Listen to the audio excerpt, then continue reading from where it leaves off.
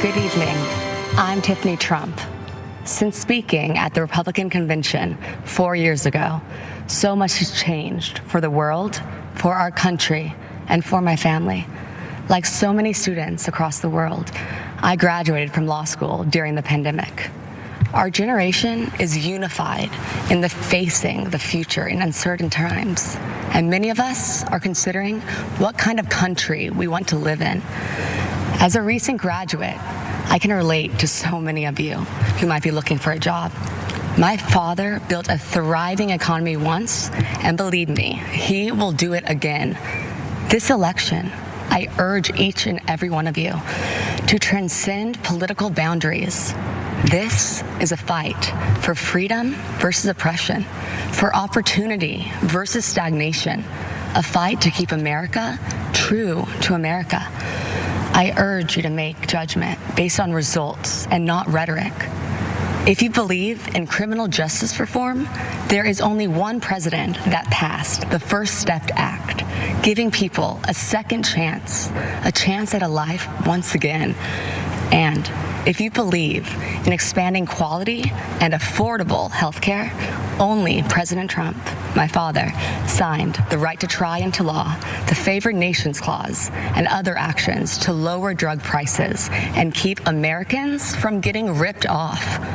People must recognize that our thoughts, our opinions, and even the choice of who we are voting for may and are being manipulated and visibly coerced by the media and tech giants. If you tune into the media, you get one biased opinion or another. And what you share, if it does not fit into the narrative that they seek to promote, then it is either ignored or deemed a lie, regardless of the truth. This manipulation of what information we receive impedes our freedoms. Rather than allowing Americans the right to form our own beliefs, this misinformation system keeps people mentally enslaved to the ideas they deem correct. This has fostered unnecessary fear and divisiveness amongst us. Why are so many in media and technology and even in our own government so invested in promoting a biased and fabricated view? Ask yourselves, why are we prevented from seeing certain information? Why is one viewpoint promoted while others are hidden? The answer is control, because division and controversy breed profit. But what are the consequences when only one side of the story gets out, or when only one viewpoint is acceptable? For our education system, it meant sacrificing civil debate by creating an atmosphere where students with contrary opinions are too afraid to speak. Many students find themselves suppressing their beliefs to fit into what the acceptable groupthink is. In short, our nation suffers by inhibiting our diversity of thought and inclusion of ideas. Working together outside of our political comfort zones will accomplish so much more.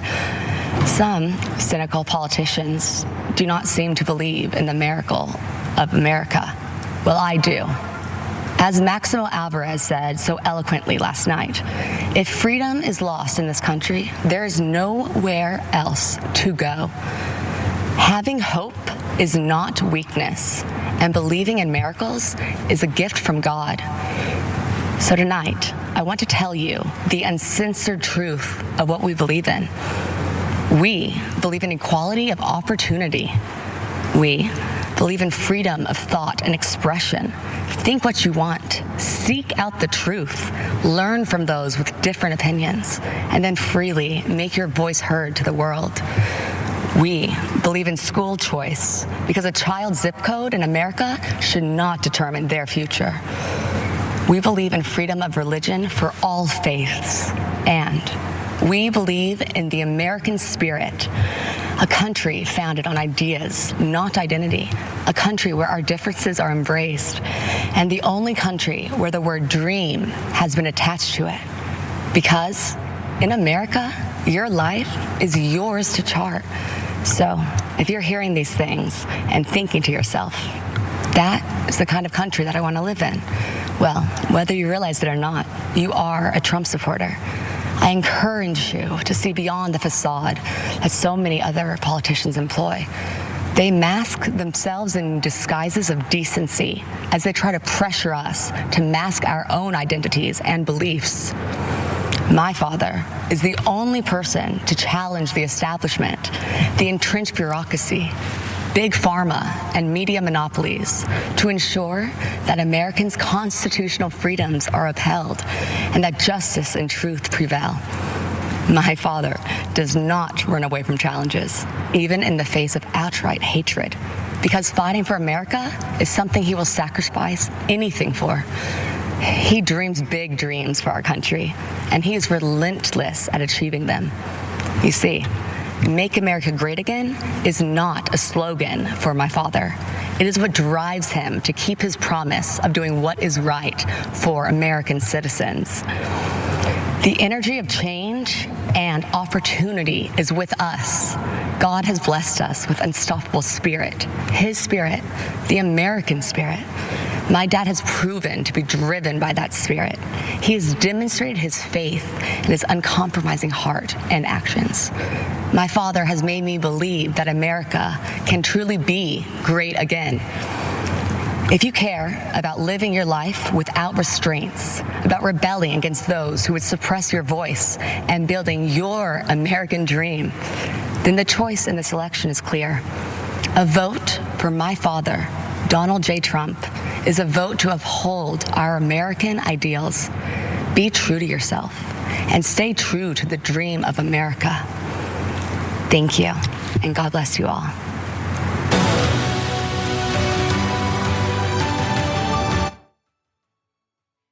I don't know what that was. I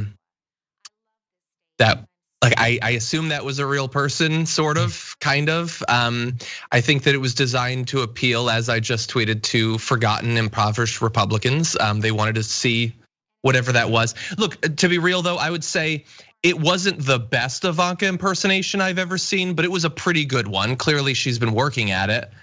I don't know what that was or what that was about. It's sort of about cancel culture, I guess. The idea that every Republican is a victim that's constantly being told that, what they believe they're not allowed to believe, even though they have by far the biggest news channel. They're obviously promoted constantly on Twitter and Facebook. That's dominated by their voices. The victimhood thing, man, it just gets boring to me. But I guess when you're the victim, it's interesting. I don't know. No, it keeps you. It gives you the ability to be both the oppressed and the oppressor, right? Mm-hmm. That's the position they have to be in. They have to constantly find something to feign oppression over, like they have to be aggrieved over something. And so now it's this fictitious cancel culture and this fictitious idea that their ideas are oppressed, like they don't have, like you said, the biggest platforms, the most money, right? You can take any random conservative hack and they will have a billionaire pour millions of dollars into their platform, and all of a sudden they go from 20 followers to 2 million followers and getting millions and millions of views. So the conservative ideology is the most well-funded ideology on the face of the planet, and that's not enough because what they're looking for is totalitarianism. Yeah, not to get like too in the weeds on this, sort of like promote a weird thing I was obsessed with like a year ago, but like the idea of right-wing bestsellers. Like, do you know what it takes to be a bestseller on the right when you write a political book? Neither do they, because they just do it and then they buy enough copies to make you for 1 or 2 weeks a bestseller. Like, you guys get censored. What are you talking about? They had to create a symbol for like the little dagger to to remind people of how you're being artificially promoted constantly. They love like a marketplace of ideas, except in ideas, because they can't actually compete. They have to have an artificial advantage. Anyway, to some of the substance of what she said, she complained about information being hidden by tech companies. I assume that's about Donald Trump's tweets being recently started to be hidden when he's spreading demonstrably false information about COVID-19. In the defense of the tech giants, in that case, they gave him like 4 months free of doing that. So at some point you gotta cut him off.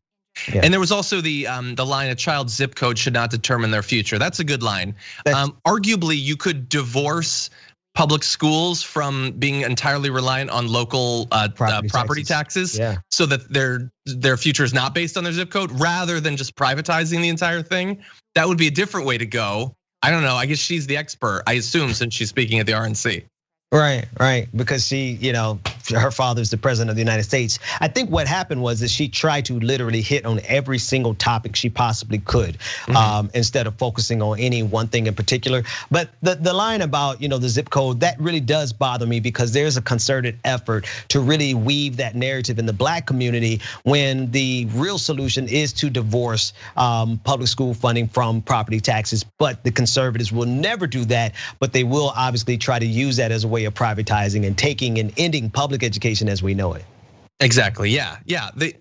It's such an obvious scam that they're gonna artificially, for just long enough. It's like, it's doing to public education what Walmart does to small businesses. Yes. Subsidize it for a few years so that people think that it's gonna be an even playing field. And then once all the money's taken out of it, then you're just gonna take the subsidies away, and then the rich people are gonna be able to afford good education and no one else will. It's just so obvious. Anyway, apparently we have Mike Pence, so let's see what this is about. The United States, who would preserve the Union, abolish slavery, and save the nation. As a fellow Hoosier, visiting Lincoln's boyhood home has always been a treasured experience for me and my family. It's a place that made Lincoln. It shaped Lincoln and defined the man that Lincoln would become. America is the land of opportunity. As President Donald Trump declared at Mount Rushmore, in America you can do anything. You can be anything. And together, we can achieve anything. Every day, President Donald Trump is fighting to protect the promise of American liberty. Every day, our president's been fighting to expand the reach of the American dream. And on every single day, without fail, President Donald Trump has been fighting for you. So tonight, I'd like to introduce you to a few remarkable Americans who represent that solemn pledge, who embody our president's unbreakable devotion to ensuring that America is a land of unlimited opportunity for all. Jack is an 8-year-old from Wisconsin who was struggling academically and socially in school. But Jack's mom, Sarah, who works 3 jobs to support her son, applied for Wisconsin's school choice voucher program. We're glad that we were able to get the school choice voucher to go to that school. With Jack, he would have slipped through the cracks in public schools, and having the option to go to a school that fits him has been a real game changer for us. And I know that because of that opportunity that he's going to succeed and he's going to achieve that goal of being an apparatus engineer, if that's what he chooses to stick with. Laura McClin is a mother of another inspiring boy, Jordan. Jordan has Duchenne muscular dystrophy, a fatal muscle weakening disorder. Jordan was at my side in Indiana when, as governor, I signed a law allowing terminally ill patients to access experimental drugs not yet approved by the FDA. In 2018, President Trump signed the landmark federal Right to Try bill into law. Thanks to the president's leadership, critically ill patients have the right to access life-saving experimental treatments. We started fighting for Right to Try, which basically says if you have a terminal illness and there's a drug that exists and you don't qualify for the clinical trial, there's no other way to receive it. This is a unique pathway that allows you to have access. You made us a promise back in Indiana that you would do whatever it took to help Jordan, and we're so grateful that you joined us on this journey and stuck it out until it became law so that other people could access treatments. So Jordan, if President Trump was standing right there, what would you say to him today about Right to Try? Thank you for being a hero to everybody in the country. Judge Cheryl Allen made history in 2007 when she became the first African-American woman to be elected to serve on the Pennsylvania Superior Court. It's because of leaders like Judge Allen that our nation has overcome our greatest challenges. In this time of racial division in the country, Do you see faith and values and the strong stand that President Trump has taken for equality of opportunity as a pathway toward bringing the country together? As a senior citizen, I'll leave it at that. I know what racism feels like, but I also know that but for my being in this country, I would have never been able to achieve the things that I have been able to achieve. There are injustices, but the way to deal with those injustices is for people to sit down across the table and talk and come up with solutions. I do believe that President Trump is committed to that. In 2016, I have to confess that I really did not know candidate Trump at the time, but I have to say that he really won me over. Gino's a truck driver from Ohio who heard politicians for years make empty promises about defending American jobs, only to see those promises broken again and again. But in 2019, when General Motors closed its plant in Lordstown, Ohio, President Donald Trump refused to stand by and watch it happen. And as Gino observed, this president reached out to General Motors to find a way to bring jobs back to Lordstown. And plans were soon set into motion to create Lordstown Motors. President Trump says, this is how we fix it. And I thought, well, that's a simple solution. There's no other president that could have done it. There's no one that has even tried to do it. President Trump's a doer. He appreciates every one of us, and I know he does. I've seen it. When he said, make America great again, that was his task. That wasn't his slogan. That was his task. And every hat you see that says MAGA on it, that's what your president's doing for you. Thank you, Mr. President, for keeping the promises that you made. And then there's Pastor Aaron Johnson. Today, he's the executive director of the Tulsa Dream Center, a nonprofit that provides education and medical services and food to those in need. AJ, you've got a great personal story. When you see the way this president, this administration have been leaning in to create opportunities, investments in communities around the country to create jobs, expanding educational choice, what does that mean to the families that you serve every day? It means so much to our families. I did grow up in a single-parent home, and so we serve over 600 boys and girls right now on a daily basis, even in COVID. And so for us to give these moms to have an opportunity to take more money on their check, on their paycheck home back to them, to have their children be able to go to a school that they may not have the opportunity to otherwise, it means so much to us. There's been so much greater opportunity for individuals to come together in any walk of life. People have really been able to see such a positive change and been filled with hope, especially throughout this time. Lydia left hearth and home, friends and family in Honduras to pursue a better life here in America. While raising their 4 daughters, Lydia and her husband run a small business that creates security systems. But just months after their business was up and running, our nation was struck by a global pandemic.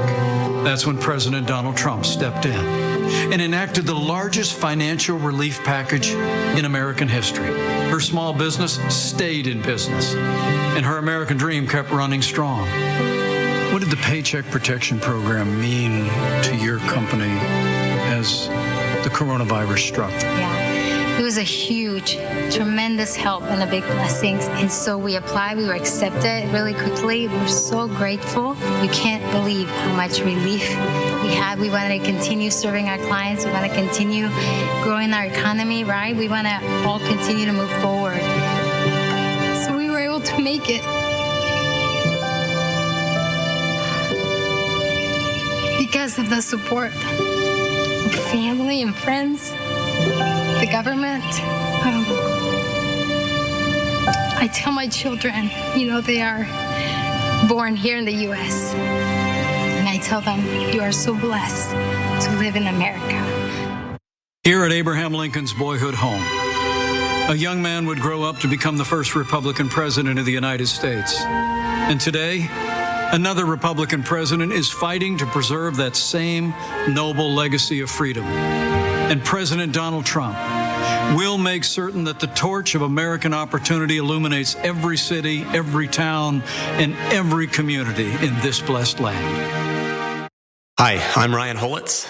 I'm a police officer from New Mexico. In 2017, I had an encounter that changed my life forever. I had just started my shift and responded to a call for service at a gas station. When I arrived, I saw a man and a woman sitting on a grassy slope. I recognized the telltale signs, a needle, a spoon. I knew immediately that they were preparing to inject themselves with heroin. Sadly, this is a common sight for me. Yeah, no offense to the police officer, but I'm not interested. Anyway, no, I know a little bit about the stories. We'll maybe get to it, but with the Pence thing, we got to talk a little bit about that. I mean, just briefly, they did finally talk a little bit about healthcare, sort of. They had some heartwarming stories about kids that lived, and talk about how much they love Donald Trump. When of course, 5-year-olds don't know anything about politics, so I feel it feels sort of weirdly manipulative. But again, nothing about coronavirus there. Nothing about the fact that Mike Pence with Donald Trump never, ever, up to and including today, took the pandemic seriously, and tens upon tens of thousands of Americans have died as a result of it. So they're gonna talk about right to try. How about maybe try caring about the pandemic we're in right now? That'd be a cool thing for you to try. I'd like to see some of that. Maybe we could avoid another 50,000 people dying between now and election day. That would be cool. Maybe we can mix it up. That would be an experimental treatment. You actually caring about the fact that we're in a pandemic, or maybe acknowledging that we're in a pandemic, because every time we've heard about it tonight, it's been in the past tense when it's still here and it hasn't gone away. Yeah, one of the things I noticed is that Mike Pence doesn't even care about social distancing. He was uncomfortably close to every single person he spoke to, and I'm like, listen, back the hell up, man. Because I don't, you've been around too many different people, too many different flights. But I mean, just really seriously, that demonstrates that they don't care. Right? The fact that they don't even do social distancing in these videos suggests that they don't take it seriously, especially because of how hyper-partisan they've made this issue. And so I think it's just, no matter what they say, if you look at the substance of what they do, they simply do not care. But they're good at propaganda, because the string arrangement behind him, that was excellently done. Yeah, exactly. Yeah, and to the social distancing thing, I think yesterday, Mark Meadows outside of some rally was kissing people on the cheek and everything. Okay, if that's how you want to treat your life. Do the world a favor. Go ahead and kiss a whole bunch of people, and then, well, anyway, the rest. Well, of that. And as to Mike Pence, I think Michael Shore on Twitter had a theory that I think might explain why he was being so touchy-feely with them. Michael Shore said, I'm pretty sure this entire convention was filmed in January, which really does explain the lack of acknowledgement of how much damage has been and continues to be done on a daily basis from the pandemic and all of that. They talked there about the Paycheck Protection Program. Okay, that was months ago, was extended slightly in the first week of July. We're at the end of August. What are you doing right now? But we know what you're doing. You're ignoring it. You're moving on. You don't care. It's not a priority. If millions of people get thrown out of their apartments over the next month or two, they don't seem to care. They have just totally checked out and moved on. And I guess that's their strategy, and maybe it'll work. So here's the thing that really bothers me about this is that the Democrats also come off as disingenuous with their platitudes and their over loving and over empathy, when really what could kill this Republican propaganda is just straight up truth, talking about the issues with real solutions. And the fact that we don't have that from Democrats is what gives this wide opening for right-wing propaganda. Yeah, 100%. I mean, when he was talking with the parents of some of those kids who went through this horrid situation, we'll maybe check in on that in a second, where they were worried about their kid dying, and and Trump did something that supposedly helped them a little bit. I think that's great, but I also can't forget that just a couple of years ago, the only thing that stood between Donald Trump and his administration and literally tens of millions of losing their health insurance was John McCain's thumb. Right. They came for all of it, and we're supposed to forget that that's the case, that they don't still wanna take that away, that they weren't ready to strip away protections for pre-existing conditions. And look, I know they gotta know that. They gotta know that. We can't forget, his last budget would have shredded Medicare and Medicaid. He still plans to do that. If he gets reelected, he wants to destroy those programs. But John, so long as they have people who are so committed to their ideology that they have no regard for their own personal material well-being, and so long as that's enough people for them to just stay in power, they will continue to do the same thing, lying and obfuscating and just outright distorting the reality, no matter how detrimental it is to their own voters. The problem is that their voters are committed to conservatism even unto death. Yeah, it's just the entire thing. And then the standing in front of like Lincoln's house, like, I get it. You know, pre a lot of changes in American politics, he was a Republican. But like, I think it's great. I know I tweeted something to this effect. Like, they love to talk about that, like the guy who formally started the extremely long process of getting rid of slavery. They like to pretend that it happened that day. It didn't. It took 100 years and counting, effectively. And then, you know, like, have you heard them talk about slavery, talking about how it wasn't that bad and everything, and like trying to convince, like, stop trying to take credit for ending it when you continually try to rewrite how horrid it was. Anyway, I know that we got to get to more speeches very soon.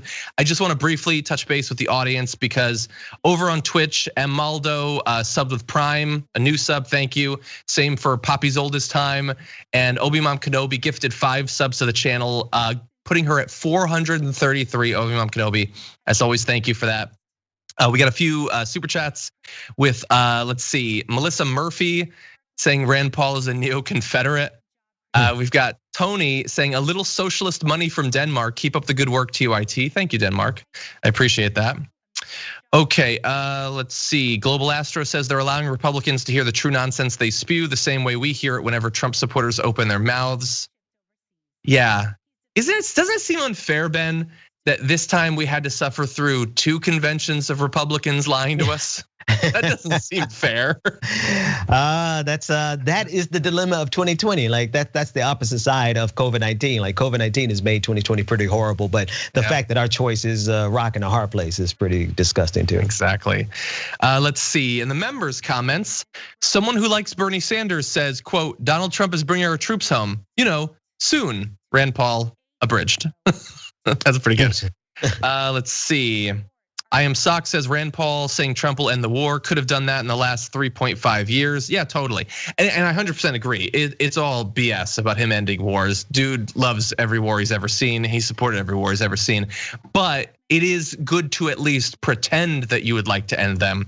Democrats used to pretend that at their conventions. They dispensed with even the fiction this time around. And I think the thing that's important here is that it's lucrative, like it's politically lucrative as well as economically lucrative to pretend as though you're anti-war, right? There's a large base of people who will give you the benefit of the doubt so long as you use that rhetoric, no matter how you actually enact policy. Yeah. Oh, and by the way, you know, they're gonna parade a whole bunch of Republicans that are like, you know what? We have this war machine that we need to just, like, seriously, do we need to be doing this all the time? Can we really be free? Okay, can we cut the budget by 1%? You anti-American commie. Exactly. So I guess they want every bit of the war machine, just like come a little bit closer to America, but we're gonna put $1 trillion a year into you. Anyway, I guess that makes sense to some Republicans watching. Okay, let's see what's going on with the convention. Defend the values of faith, family, and freedom. Thank you. May God bless each one of you, and may God bless the United States of America.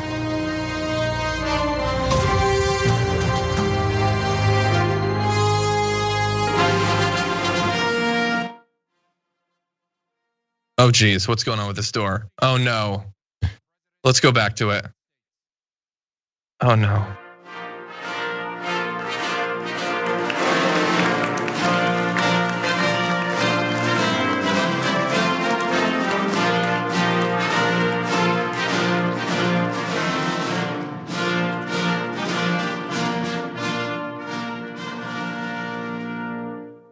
Acting Secretary Wolf, I present to you 5 candidates for naturalization representing 5 countries. On behalf of everyone here today, I'd like to express my gratitude to you, Mr. President, for hosting this naturalization ceremony here at the White House. To our candidates, it is my honor to administer the oath of allegiance and welcome you as our fellow citizens. Candidates for naturalization, please raise your right hand and repeat after me. I hereby declare an oath that I absolutely and entirely renounce and Okay, so we're coming out partially because this is just another violation of every bit of ethics involving what's supposed to go on these conventions, and it's 100% propaganda. Glad for those people. I'm sure this is the end of a very long struggle, a needlessly long struggle. We as a country make it virtually impossible to become a citizen, so that's great. And congratulations to them on becoming citizens and spending the rest of their life occasionally hearing from Republicans that they should go back to their country. So. That's the reality. That's what's gonna happen. If you're ever lucky enough to run for office, good luck. Doesn't matter how long you've been a citizen, how much you've worked for America, they'll never actually accept you and they will tell you should go home. Yeah, I hear that quite often. And so yeah, you're absolutely, I didn't even think about that, John. Way to put that together. They're going to hear that probably more than they would hear anything else from Republicans for the rest of their lives. Yeah, and I don't know their politics, but no, it's just a show, man. And the thing is, every single Republican watching this wants to cut off as much immigration as possible. So they're gonna do this little show to pretend that that there's some immigrants that they care about. And again, they're doing it with Trump. I was really worried that he was gonna speak. I don't know if you felt the same way. It looked like he was coming out to give a speech. Yeah. I wouldn't be surprised if he does that tonight, tomorrow night, because ultimately it is all about him. Exactly. Yeah. I mean, he had said that he was going to speak every day. I assume that might be coming. But also, as Asher noted in the Slack, I noticed too. Of course, nobody's wearing a mask. Of course, right? Because you can't remind people during this that there's a pandemic. Every Republican around the country is watching this and feeling very warm and comfortable. And you don't want to give them some cognitive dissonance, make them uncomfortable, and think about the fact that 180,000 Americans have died needlessly in the last few months. That's the thing. They cannot for a split second, conservatives cannot for a split second allow a piece of information to enter their mind that will completely destroy this hermetically sealed bubble of political derangement that they live on a regular basis. So of course they can't wear a mask because something simple as that would really distort their own false reality. Yeah, I don't. Oh, okay, he's speaking. Let's see. We might not stay long, but let's see. Phenomenal job in so many ways. Today, America rejoices as we welcome 5 absolutely incredible new members into our great American family. You are now fellow citizens of the greatest nation on the face of God's earth. Congratulations. Thank you. Great going.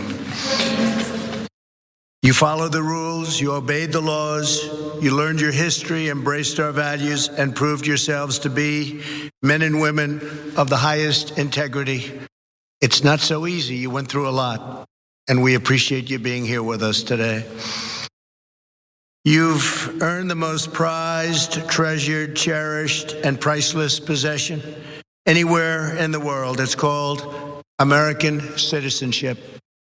There is no higher honor and no greater privilege, and it's an honor for me to be your president. Thank you very much. At this time, I'd like to recognize the 5 new citizens who join us today. Robert Martin Ramirez Alcazar is from Bolivia and has been a lawful permanent resident of the United States since 2013. Robert? Hi, Robert. He and his wife are raising 3 beautiful children. In 2017, Robert achieved the dream of starting his own business, a construction company that now employs 5 workers. Robert says, I love this country. I want to respect the law. America has helped me so much in life. Robert, thank you very much for your devotion. Thank you for the opportunities to the United States. Well, thank you, and good luck with that company. Soon you'll have hundreds of employees, I think, right? It will. Could happen, it will. Rima Gideon is from Lebanon and is the proud mother of 3 children. Rima speaks English, Arabic, and French, and earned a degree in psychology. In other words, she can figure me out. She now works as a daycare teacher in Virginia. Rima says, I feel blessed to be a loyal citizen of the greatest country in the world, a country that has given me the opportunity of a lifetime to realize my potential and my dreams. Rima, congratulations. Really great. Thank you. Well, that's very good. Thank you very much. I appreciate it. Sudha Sundari Narayan is a phenomenal success. Born in India, came to the United States 13 years ago. Sudha is a talented software developer, and she and her husband are raising two beautiful, wonderful children. The apples of your life, right? Yes, they are. Well, thank you very much and congratulations. Fantastic job. Thank you. Nehmet Abdelzim Awaloside is from Sudan, and that's a beautiful name, and has been a lawful permanent resident since 2012. She is the married mother of three beautiful children, earned a master's degree and PhD in animal nutrition from the University of Wyoming, great place, great state, and she is a trained veterinarian. She's also worked as a substitute teacher for the Alexandria Public School since 2004. That's fantastic. Well, Divat, thank you very much and congratulations. It's my honor to be with you. Thank you. Thank you very much. Salah Abdul Samad has been looking forward to this day since he arrived in the United States from Ghana in 2015. Salih speaks 5 languages and works the medical field. Salih says that the American citizenship means everything to me in my life. It cannot be measured or quantified. I have the chance to work hard and succeed in life, to know that I am in the safe country like America. That really is something, because I know they have my back. Salih, thank you very much. Congratulations. Fantastic job. Congratulations to everybody. Thank you. With the rights and freedoms each of you now enjoys as citizens, there is no dream beyond your wildest reach, because Americans can do anything. Today you have also accepted the profound duties and responsibilities that come with American citizenship. By swearing the oath of allegiance, each of you has entered a sacred and unbreakable covenant with our nation. You have pledged your undying loyalty to the American people, the American Constitution, and the American way of life.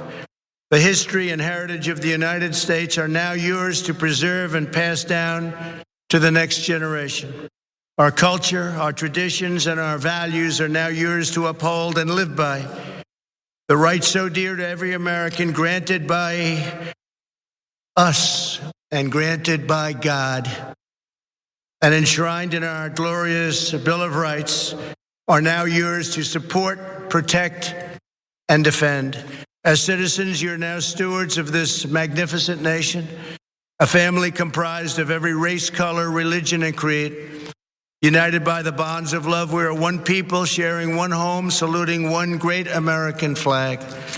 Congratulations again to all of you. May God bless you, and may God bless our great country, America. Thank you so much.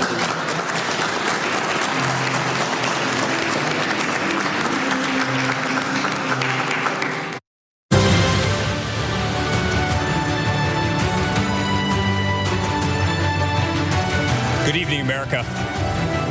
When I stood on this convention stage 4 years ago, no one fully understood the historic change that was about to take place.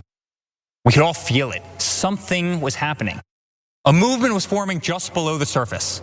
The forgotten man and woman, voiceless in Washington, D.C., were preparing to rise up. Our movement followed the pattern of so many that came before us. First, we were ignored. Then we were laughed at. Then they fought us. And then, together, we won. From that moment forward, America came first. America started winning again. America became respected again. But with every movement, there's a counter movement. In the view of the radical Democrats, America is the source of the world's problems. As a result, they believe the only path forward is to erase history and forget the past. They want to destroy the monuments of our forefathers. They want to disrespect our flag, burn the stars and stripes that represent patriotism and the American dream. They want to disrespect our national anthem by taking a knee while our armed forces lay down their lives every day to protect our freedom. They do not want the Pledge of Allegiance in our schools. Many of them don't want one nation under God. The Democrats want to defund and disrespect our law enforcement. The Democrats want an America where your thoughts and opinions are censored when they do not align with their own. President Reagan said, freedom is never more than one generation away from extinction. It must be fought for, and it must be protected. This is the fight that we are in right now, and it is a fight that only my father can win. My father ran not because he needed the job, but because he knew hardworking people across this great country were being left behind. The media mocked these patriots in the flyover states in which they lived. They ignored the Trump flags. They ignored the millions of MAGA banners and barns painted in red, white, and blue. The silent majority had no one fighting for them in either party. Their so-called leaders were bowing to China, bribing Iran, and spending more time worrying about how they'd be received by the elites in Paris than how Americans would provide for their families in Pittsburgh. Our family lost friends, but it only pushed us to fight harder. My father pledged to every American in every city, state, and town that he was going to make America great again. And so began the great American comeback. Almost immediately, taxes were slashed, regulations were cut, and the economy soared to new heights, heights never seen before. Wages went through the roof. Unemployment reached the historic lows, especially for Black Americans, Hispanic Americans, and women. Trade deals were ripped up and renegotiated. Lights were turned back on in abandoned factories across our country. Trillions of dollars were repatriated back to the United States, which had been sitting in foreign lands for far too long. Once again, America became the envy of the world. And with that renewed strength came leverage. The president demanded that our allies pay their fair share for the defense of the Western world. My father rebuilt the mighty American military, adding new jets, aircraft carriers. He increased wages for our incredible men and women in uniform. He expanded our military defense budget to $721 billion per year. America was no longer weak in the eye of the enemy. The moment President Trump ordered special forces kill some of the deadliest terrorists on the planet, the day the mighty Moab was dropped on insurgent camps, is the day America took a stance to never be defeated by the enemy. Al-Baghdadi, Soleimani, dead. Over and over, issue after issue, the economy, the wall, the military, trade deals, tax cuts, Supreme Court justices, VA hospitals, prescription drugs, school choice, right to try, moving the embassy to Jerusalem, peace in the Middle East. Never-ending wars were finally ended. Promises made and promises for the first time were kept. Most politicians spend their entire careers in Washington, D.C. and get absolutely nothing accomplished.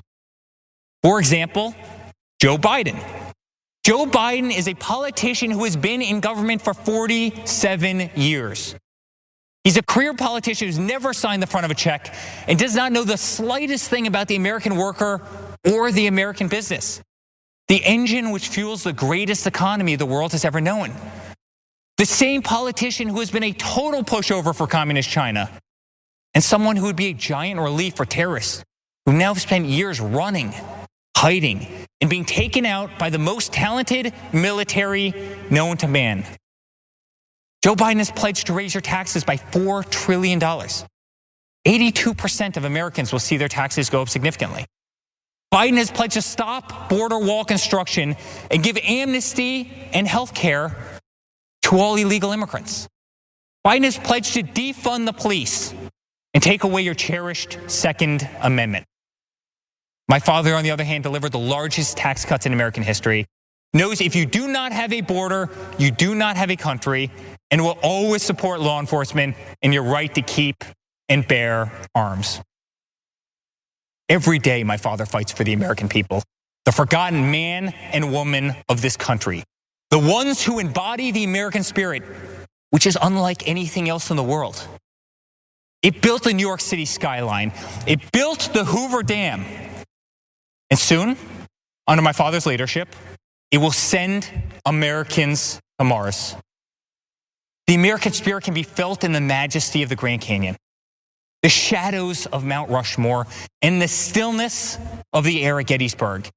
It can be seen in the wide-eyed wonder of every American child as they take their first breath in the greatest country the world has ever known.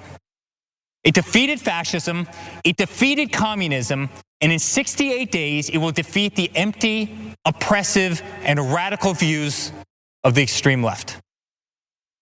Ronald Reagan's quote ends with this simple warning. One day we could spend our sunset years telling our children what it was once like in the United States where men and women were free. Under President Trump, freedom will never be a thing of the past. That's what a vote for Donald Trump represents. It's a vote for the American spirit, the American dream, and for the American flag. To the law enforcement officer who's being attacked, betrayed, and whose job they are trying to make extinct, my father will fight for you. To all houses of worship and to all people of faith stripped of our religious freedoms and religious liberties, my father will fight for you. To the voiceless, shamed, censored, and canceled, my father will fight for you. To our farmers who work dawn to dusk to keep our plates full, my father will fight for you. To every single mother and father, to our veterans, our coal miners, and to the American worker, my father will fight for you. And to every proud American who bleeds red, white, and blue, my father will continue to fight for you. In closing, I'd like to speak directly to my father. I miss working alongside you every single day, but I'm damn proud to be on the front lines of this fight. I'm proud of what you are doing for this country. I'm proud to show my children what their grandfather is fighting for. I'm proud to watch you give them hell. Never stop. Continue to be unapologetic. Keep fighting for what is right. You are making America strong again. You are making America safe again. You are making America proud again. And yes, together with a forgotten man and woman who are finally forgotten no more, you are making America great again. Dad, let's make Uncle Robert very proud this week. Let's go get another 4 years. I love you very much. God bless you, and God bless the United States of America.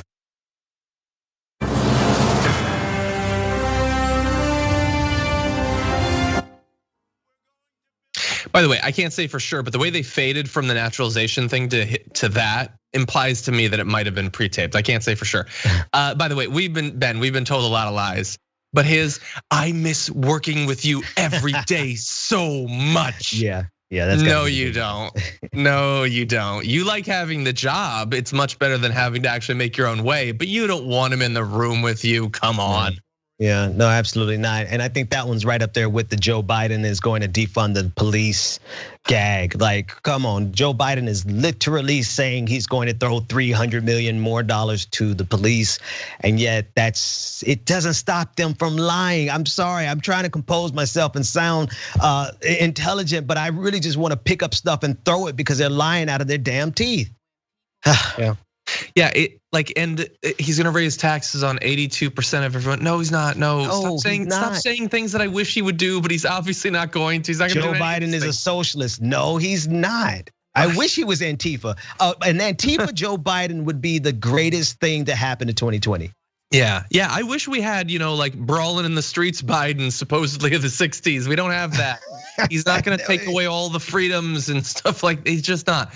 Anyway, I would say, look, obviously in comparison to Don Jr., who is chasing the dragon, like the speech came off as a little bit like his heart wasn't really in it. I would say even in comparison to Tiffany, Eric, he's saying all the lines that he's supposed to say, and I doubt he was even really all that involved in the writing of the speech. But this is sort of what I was saying in anticipation of the RNC. He's not like Don Jr. I don't think that he cares nearly as much about being a part of this Trump political thing as the rest of the family does. He just seemed kind of bored with the whole thing. Yeah, what's ironic about that is that I feel like Eric would be better at it than Don Jr. Don Jr. obviously has to, I'll use your colloquial, chase the dragon to get up to, get on stage and do what he had to do. I think Eric didn't have to do that. I think he would be better at it. And this is something that Don really, really, really wants.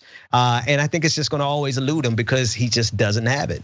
He just doesn't have it. He's not as good. And that doesn't mean that he can't do it. I mean, look at the right. They think Matt Gaetz is super clever and stuff like that. The bar is very low. They think, what's that guy's name? The one that had to take a mental break because of all the big ideas. He used to be with you guys. I'm sorry. Dave Rubin. Dave Rubin. They think that he is a philosopher. So that's true. Let me take everything I just said back. Don Jr. is perfect to run for office in the Republican Party. Yeah. Okay, so we might have Melania soon. Let's see, who do we have? And Kentucky Attorney General. Oh, yeah, okay. No, let's hear. Yeah. Okay, yeah. Let's hear this. It is an honor to be with you as a proud Republican and supporter of Donald J. Trump. I was raised in Kentucky, just a few miles from Abraham Lincoln's birthplace. Our first Republican president believed in compassion, self-reliance, freedom, equality, and justice. Sadly, there are some who don't believe in this wisdom or in the better angels of our shared American history as they tear down the statues of people like Ulysses S. Grant, Frederick Douglass, and even Mr. Lincoln himself. Lincoln said, "Any nation that does not honor its heroes will not long endure." And for Republicans, our heroes are those who propelled an imperfect nation ever forward, always striving to make life better for everyone. Even as anarchists mindlessly tear up American cities while attacking police and innocent bystanders, we Republicans do recognize those who work in good faith towards peace, justice, and equality. In fact, it was General Dwight Eisenhower, a future Republican president, who said, "Democracy is a system that recognizes the equality of humans before the law." Whether you are the family of Breonna Taylor or David Dorn, these are the ideals that will heal our nation's wounds. Republicans will never turn a blind eye to unjust acts, but neither will we accept an all-out assault on Western civilization. My values were shaped by my faith and by my parents. I worked at their small coffee shop, meeting people from all walks of life. And I realized something. No matter who we are, everyone needs a cup of coffee. That lesson stuck with me because despite our differences, we all want the same things. For our children to have more opportunities than we did, to feel the dignity of work, and to believe that if you play by the rules, you can make a good life for yourself and your family. So the question is, will we choose the path that gives us the best chance to meet those universal desires? Or will we go backward to a time when people were treated like political commodities who can't be trusted to think for themselves? I think often about my ancestors who struggled for freedom. And as I think of those giants and their broad shoulders, I also think about Joe Biden, who says, "If you aren't voting for me, you ain't black," who argued that Republicans would put us back in chains, who says there is no diversity of thought in the black community. Mr. Vice President, look at me. I am black. We are not all the same, sir. I am not in chains. My mind is my own. And you can't tell me how to vote because of the color of my skin. Joe Biden is a backwards thinker in a world that is craving forward-looking leadership. There's no wisdom in his record or plan, just a trail of discredited ideas and offensive statements. Joe Biden would destroy jobs, raise our taxes, and throw away the lives of countless unborn children. And he is captive to the radical left, a movement committed to cancel culture and the destruction of public discourse. They believe your skin color must dictate your politics. And if you fail to conform while exercising your God-given right to speak and think freely, they will cut you down. The politics of identity cancellation. I fight this mother. Yeah. We're not on the air, are we? We are now. What's up? Oh. I think we're okay. I think we're okay. Hope we missed it by an inch. Okay. So we'll see in a second. You take issue with some of the things that he said? Listen, he is the reason why Breonna Taylor's killers are not arrested, right?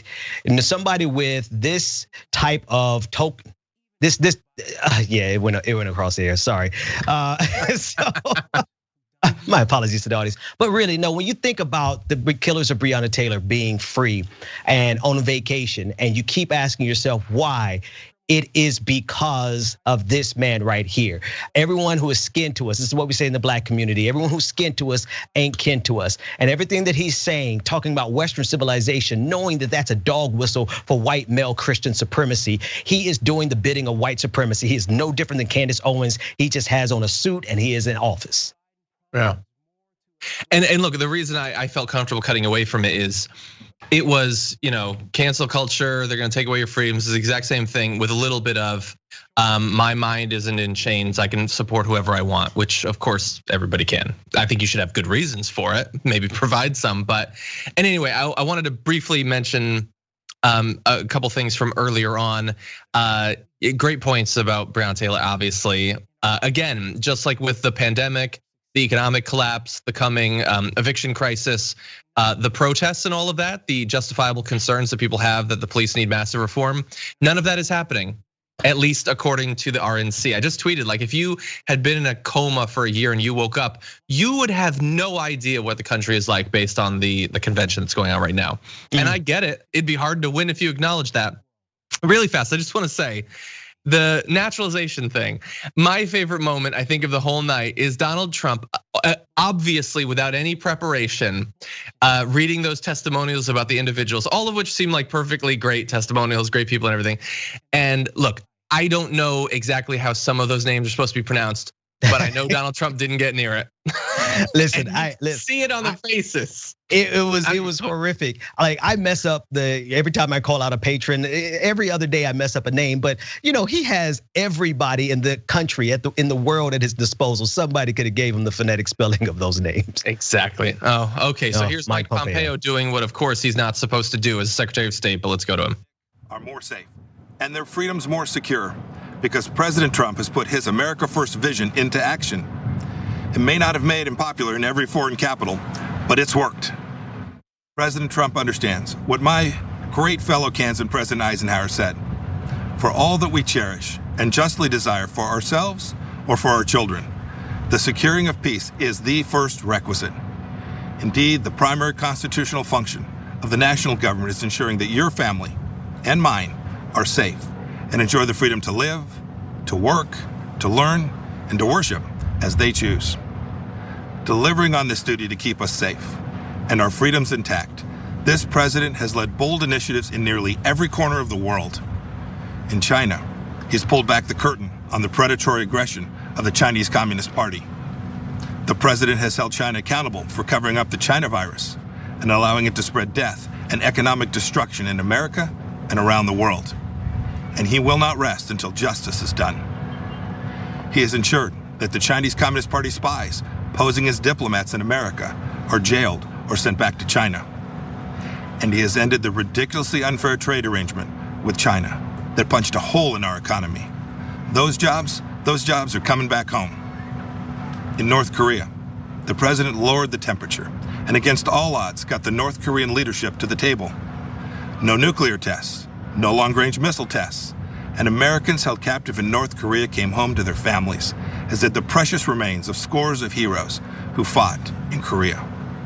Today, because of President Trump, NATO is stronger, Ukraine has defensive weapon systems, and America left a harmful treaty so our nation can now build missiles to deter Russian aggression.